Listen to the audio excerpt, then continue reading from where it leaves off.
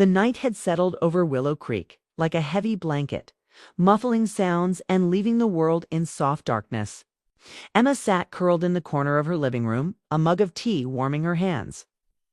The flickering fire painting her walls with shadows that danced like silent companions. Her husband Daniel had promised he would return from his business trip by midnight. But as the hours crawled by, his absence pressed against her chest like an invisible weight. She tried to focus on her book, but each time she read a paragraph, her mind wandered back to the empty chair across the room, to the ticking of the old clock, and to the quiet loneliness of the house. A sharp knock at the door startled her. Emma's heart jumped into her throat. Who could be visiting at this hour? She wasn't expecting anyone. She crept to the door and peered through the peephole. Standing there was a man she had never seen before, tall and confident, holding a leather briefcase. There was a calm in his posture, a quiet authority that contrasted with the storm brewing outside. His dark coat was damp from the rain, and his hair stuck slightly to his forehead. Despite the late hour, his eyes were steady and focused. "I'm sorry to bother you," he said politely as she opened the door a crack. His voice was deep, calm, and non-threatening. "I'm looking for Daniel Hughes. I'm a colleague. He asked me to stop by if he didn't make it back on time." Emma hesitated, unsure whether to let him in.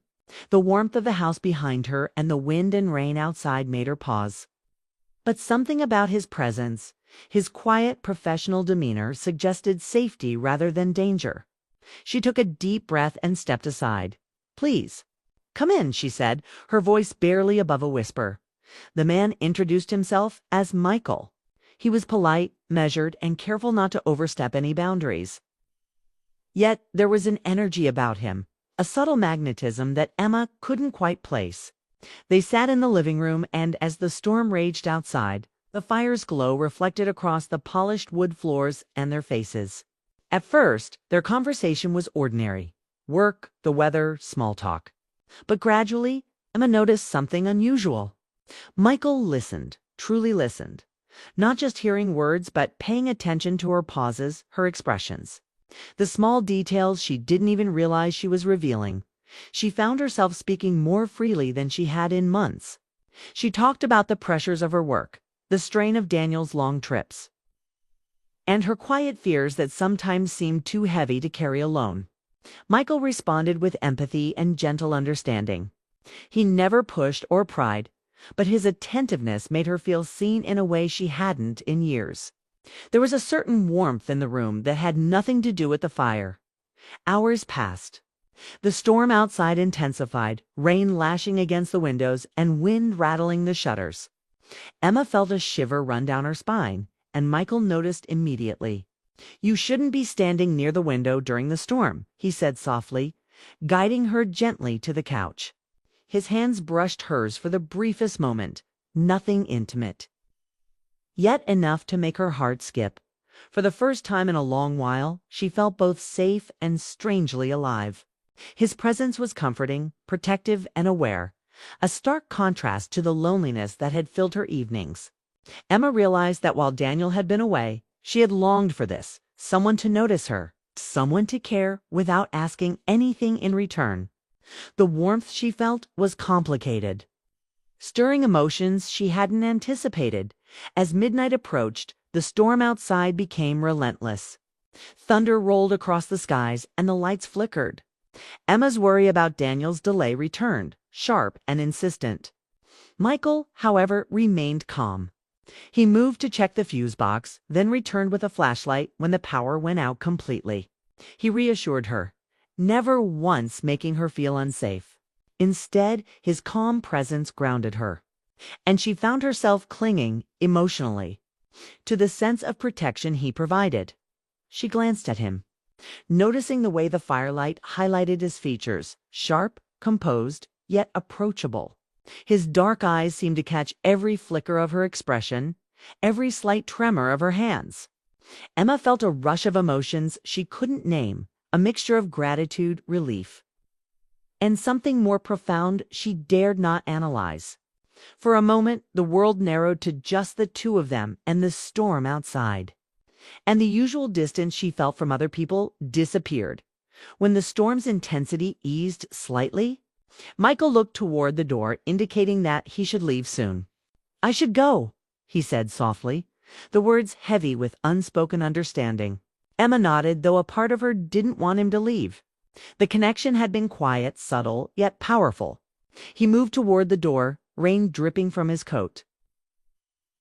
And as he reached for the handle, he paused and placed a gentle hand on her shoulder. The touch was careful, protective, and fleeting, but it left her breathless. The door closed behind him, and Emma stood frozen, staring at the empty doorway. Her chest still fluttered from that single, gentle touch. The fire crackled quietly. The storm had retreated into whispers. And yet a sense of change lingered in the room, subtle and profound. She sank into the couch, her thoughts racing. Something inside her had shifted during those few hours. Michael's presence had awakened feelings she hadn't recognized, the longing to be seen, to be acknowledged, to feel secure in someone else's care. She didn't understand why a stranger could have such an impact. Yet she felt her heartbeat echoed the memory of his hand, the calm in his voice, the careful attentiveness he showed her. The hours after he left were quiet, but Emma didn't sleep. She replayed every detail in her mind, the way he had spoken, the way he had listened, the warmth and security he had radiated. For the first time in months, she felt a strange combination of fear and exhilaration, loneliness and connection. When the first light of dawn touched the curtains, Emma rose from the couch and walked to the window. The storm had passed, leaving a wet, shining world behind. She thought of Michael standing outside in the rain, steady, composed, protective. That single night had left an indelible mark, not in actions, but in emotions. She realized that she would remember him, and that memory would change her perspective on her own life, her own relationships, and her own heart. She turned to look around the room, feeling a mix of clarity and confusion. She loved Daniel. She was committed to her life. But the night had shown her how fragile emotions could be. How quickly a stranger's presence could awaken dormant feelings. She realized she had to navigate these new emotions carefully, without acting recklessly, yet with full awareness of the stirrings within her. Emma spent the rest of the morning preparing for the day. She made breakfast, tidied the living room, and even answered a few work emails. But her mind kept drifting back to Michael, his calm voice, the steadiness of his presence, the touch that had lingered in memory. The world seemed brighter, more complicated, and more alive than before. By the time she heard the hum of her car engine and the distant sound of Daniel returning, Emma felt a mix of relief and uncertainty. She opened the door to greet him, yet in her mind, the night's events still played vividly. That evening she realized something crucial. Some encounters, brief and unexpected, could shift a person's inner world profoundly. And no matter how carefully she tried to dismiss the memory, Michael's presence, his calm, gentle attention had left her heart breathing differently than it had before. She closed the door behind Daniel, feeling the familiar warmth of home, yet aware that she had changed, that something new had awakened inside her. Subtle but undeniable. She didn't understand the full scope of these feelings, nor did she need to. For now, she only knew that the night had passed, but its impact on her soul lingered, a quiet, persistent reminder that life could surprise her in ways she had never anticipated. The morning after that stormy night, Emma tried to shake off the feelings that had crept into her heart. She told herself it had been nothing more than a harmless encounter, a coincidence that had made a lonely night less frightening. But deep down, she knew it wasn't that simple. Something inside her had changed. Michael's calm presence had stirred emotions. She didn't even realize she still possessed the need to be seen, to be understood, to feel safe in someone's company. Daniel returned home later that morning, tired but cheerful, his suitcase rolling behind him. Emma greeted him with a smile that felt both genuine and strained.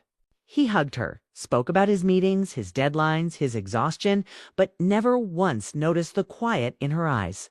As he talked, she nodded, trying to listen. Yet her mind drifted to that single night, the sound of rain, and the warmth of a stranger's voice that had felt more comforting than her husband's words now. Days passed, and life slipped back into routine. Daniel left early for work, came home late, and spent his evenings answering emails or making calls. Emma busied herself with her job at the local gallery, her morning jogs by the lake, her quiet dinners alone. Yet, no matter how she tried to push the memory away, Michael's image returned, the steady gaze, the soft tone, the way he had listened to her as if her thoughts mattered. One rainy afternoon, she received a message on her phone. It was an unknown number, but the moment she opened it, her pulse quickened. "Emma, it's Michael. I hope this isn't too forward. I just wanted to make sure you're doing all right after that night." She stared at the message for a long time, unsure how to respond. Her heart raced and her hands trembled slightly. She knew replying could open doors she shouldn't step through. But the kindness in his words felt like an anchor in her quiet, lonely world. After a deep breath, she typed back, "I'm fine, thank you." That storm was something, wasn't it? That was how it began, a simple, harmless exchange that quickly grew into something deeper. Over the following days, they texted occasionally. At first about casual things, the weather, work, books, even her favorite tea brand. But soon their conversations slipped into more personal territory. He asked about her dreams, her fears, and her marriage. She answered with hesitation at first, but his tone was never judgmental. He listened without interruption, and that alone felt like a gift. Emma found herself smiling at her phone more than she had in years. It wasn't about attraction. It was about feeling seen, appreciated, and understood. Michael had an uncanny ability to find the right words at the right time. He never flirted or crossed any lines, yet there was an emotional pull she couldn't deny. Every message left her wondering what he was doing, what he was thinking, and why she couldn't stop thinking about him. Weeks passed. Daniel remained distant, consumed by work. He had stopped noticing the little things, like the way Emma's laughter had grown softer, or how she lingered by the window more often. Their conversations were short and predictable. She realized they had become two people sharing a house but living separate lives. Then, one late afternoon, while Emma was locking up the gallery, she heard a familiar voice behind her. "I was hoping to see you." She turned around and froze. It was Michael. He looked exactly as she remembered, calm, confident, composed. He held a soft smile that made her both nervous and relieved. "I had a meeting nearby," he said. "I thought I'd stop by and say hello." Emma hesitated, unsure what to say. Her heart pounded, but she managed a polite smile. "It's good to see you," she said quietly. They ended up walking together to a nearby cafe. The air between them was charged with something neither wanted to name.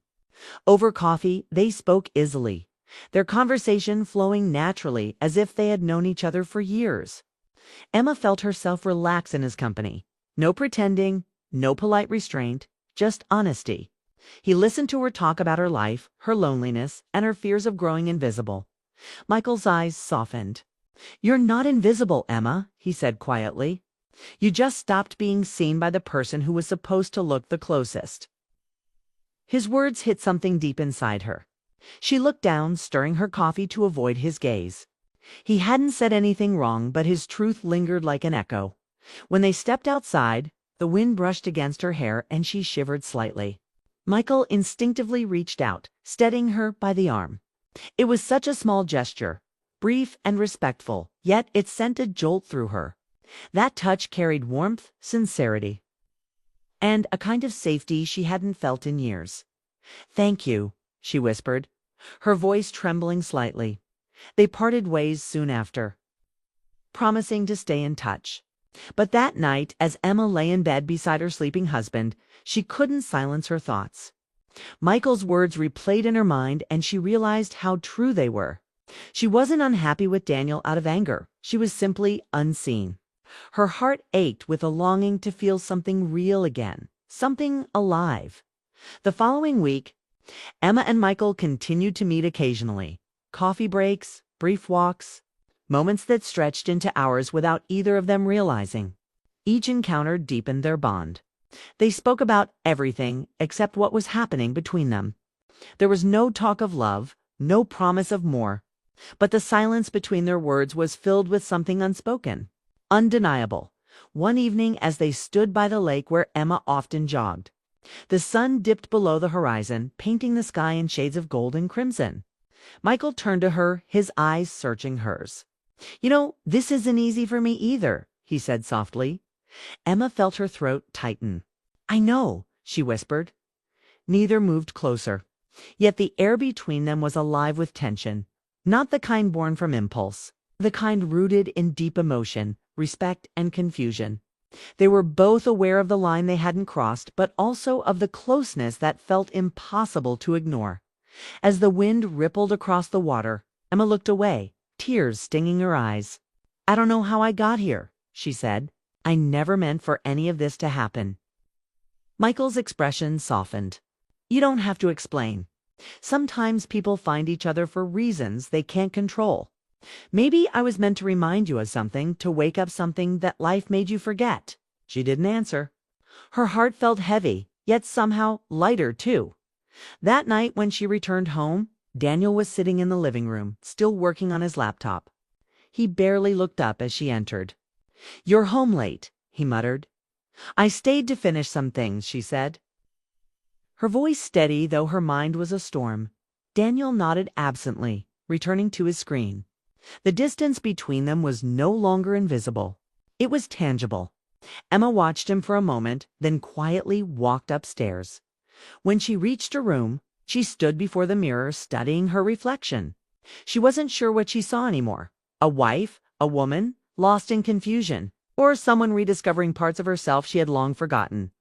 Her phone buzzed on the nightstand. A message from Michael, just making sure you got home safe. "Sleep well, Emma." She read the message 3 times before typing back, "I did. Thank you." Then she put the phone face down, turned off the light, and lay awake staring at the ceiling. She knew she was walking a fragile line, one she never thought she'd cross. Yet in her heart, she couldn't deny the truth. Michael had become a part of her world in ways she couldn't explain or undo. She closed her eyes, and once again she saw his face illuminated by the soft glow of the cafe light, his voice echoing the words that wouldn't leave her mind. "You just stopped being seen by the person who was supposed to look the closest." And with that thought, Emma realized something she didn't want to admit. She had already begun to drift toward a truth she couldn't control. The days after that message from Michael felt heavier than usual. Emma woke up every morning trying to convince herself that she could stop thinking about him. She told herself it was just friendship, a connection that had filled the silence in her life. But the truth was far deeper, and she knew it. Each time her phone buzzed, her heart leaped. Each time she saw his name, she smiled before reminding herself she shouldn't. Daniel remained distant, unaware of the quiet shift in his wife's world. He was planning another business trip, already buried in his laptop even before breakfast. Emma tried to start a conversation about the house, the upcoming gallery event, anything, but his replies were short, distracted, automatic. It felt like speaking into an empty room that evening. Emma stood by the kitchen window, watching rain trace lines down the glass. She thought about the last time it had rained this way, the night she'd met Michael. The thought made her chest ache. She knew she couldn't keep walking this path. Something had to change, even if she didn't know what that meant yet. A few days later, the gallery hosted its biggest art exhibit of the season. Emma dressed carefully, choosing a navy blue dress and a simple silver necklace. As she greeted guests and smiled politely, her mind wandered. Then she saw him, Michael, standing near one of the modern paintings, his hands tucked in his pockets, a quiet smile on his face. Her breath caught. She hadn't expected him to come. Their eyes met across the room, and for a moment, it felt like the crowd around them disappeared. He approached her slowly, his expression gentle but unreadable. "You look happy tonight," he said. She smiled softly. "Do I?" He nodded. "You should. You belong in places like this, surrounded by beauty." His words made her heart flutter, not because they were romantic, but because they felt sincere. They spent most of the evening talking between the art displays, careful not to draw attention. Every moment felt effortless, yet dangerous. As the event ended and people began to leave, Michael offered to walk her to her car. The night was calm, the city lights reflecting off the wet pavement. Emma hesitated before saying, "Michael, we can't keep doing this." He stopped walking, looking at her with quiet understanding. "I know," he said. "But it's not easy, is it?" She shook her head. "It's not about easy. It's about what's right. I have a husband. I made vows. I don't want to hurt anyone." Michael exhaled slowly. "You're not the kind of woman who betrays people. You just forgot what it feels like to be alive." His words broke something inside her. She blinked back tears, realizing he was right. She had been surviving, not living, moving through days without emotion. Michael hadn't caused her unhappiness. He had only reminded her of it. They stood in silence for a long time. Then, without another word, she whispered, "Goodbye, Michael."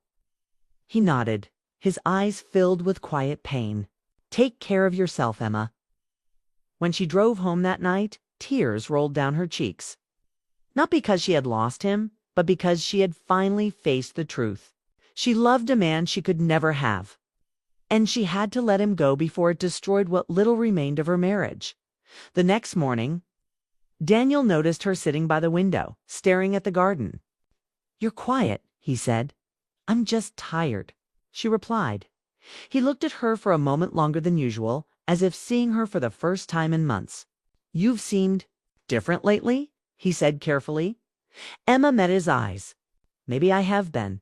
Maybe we both have." Daniel frowned slightly. "What do you mean?" She hesitated, then said softly, "When was the last time we really talked, Daniel? Not about work, not about bills, about us." He opened his mouth to answer, but nothing came out. The silence that followed was louder than words. "I miss you," she said finally, her voice breaking a little. "I miss how we used to be, but I don't even know if we can find that again." Daniel rubbed the back of his neck, guilt flashing across his face. "I know I've been distant," he said. "Work. It just keeps taking over." "It's not just work," she said. "It's everything. We stopped trying. We stopped seeing each other." He shook him. For the first time, he didn't try to argue or defend himself. Instead, he said quietly, "Do you still love me?" Emma looked down, her heart racing. "I want to," she whispered. "But love doesn't survive on memories. It needs to be fed, Daniel. And we've been starving for a long time." He stood there in silence, absorbing her words. Then, to her surprise, he reached out and took her hand. "Then let's fix it," he said. "If you'll let me try." His sincerity caught her off guard.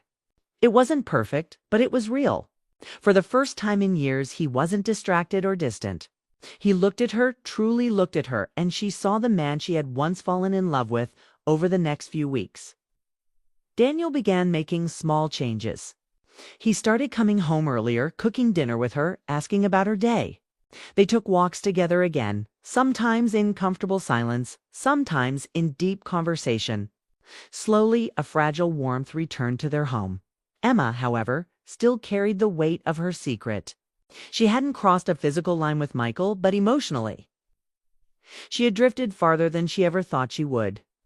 One evening, she sat on the porch, watching the sunset, and decided she needed to close that chapter completely. She picked up her phone and opened Michael's contact. Her fingers hovered over the screen for a long time before she typed, "Thank you for being kind when I needed it most. But I have to find myself again with the life I chose. I hope you understand." She hesitated, then pressed send. The message showed seen, but there was no reply. She didn't expect one. For a long moment, she sat there, tears slipping down her cheeks, feeling both heartbreak and relief.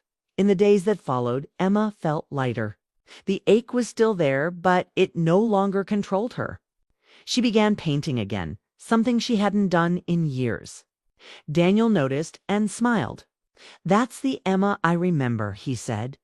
She looked at him, realizing how much she had missed that smile. Maybe love wasn't about perfection. Maybe it was about showing up again after you've both lost your way. Months passed. One afternoon, while Emma was hanging a new piece at the gallery, a familiar figure appeared in the doorway. Michael Dat. Her breath caught for a moment, but this time her heart didn't race. She smiled gently, gratefully. "I saw your exhibit was open," he said. "I just wanted to say congratulations." "Thank you," she said warmly. "It means a lot." He looked at her for a moment, then nodded. "You seem happy." "I'm trying," she said. "One day at a time." "That's enough," he replied, smiling faintly before walking away. As she watched him go, she felt no regret, only peace. Their paths had crossed for a reason, and though it had caused confusion and pain, it had also awakened something important in her. That evening, when she returned home, Daniel was waiting with 2 cups of tea. He handed her one and said, "You know, I was thinking we could take a trip. Just us, somewhere quiet." She smiled. "I'd like that." They sat together on the porch, watching the sky turn shades of gold and violet. The silence between them was no longer heavy. It was comfortable. Alive. Emma leaned her head on his shoulder and whispered, "Thank you for not giving up." Daniel kissed her hair gently. "Thank you for giving me a reason to try." As the night deepened, Emma looked up at the stars and thought about how life sometimes leads you through storms just to remind you what truly matters. Michael had been a chapter brief, meaningful, but not the whole story. Her story wasn't about betrayal or loss. It was about rediscovery, forgiveness, and choosing love again, even after forgetting what it felt like. And for the first time in years, she felt free.